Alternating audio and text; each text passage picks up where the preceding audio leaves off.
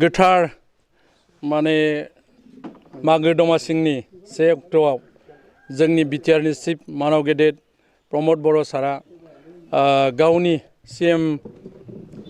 special फान्डनिफ्राय जोंनि माने बालाबारि गामिनिनो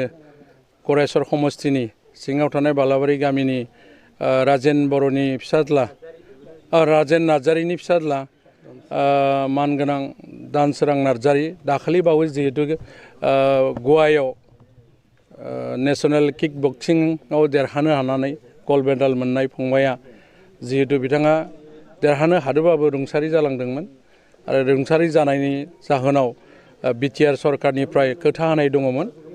आरो हि हिसाबैनो मानव गेदेर जोंनि चिफ बिथाङा दिनैनि दिनाव 1 लाखनि गांसे चेक होनायनि थिरां होदोंमोन आरो हि हिसाबै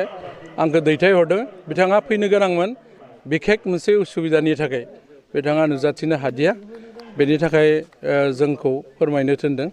जिहेतु बिथांनिया देहाया एसे नोरजिया जादों बेनि थाखाय बिथाङा नुजाफैनो हायाखै आरो हिसाबै बिथांनि न'खरखौ जिउ दैदेननायाव राहा माने मोनथों होननानै एसे सुंथानाय हिसाबै अनसुंथाइ हरनाय जादों आरो बेनि बागैबो जोङो सम आरो थासारिखौ नायनानै जोंनि गरायसर समस्तिनि आं सासे MCLA हिसाबै आंबो सम आरो थासारिजों गोरोबनानै बिथांमोनखौ हेल्प खालामनायनि बाथ्रा दङ बेखौ जोङो समजों गोरोबनानै खालामलांगोन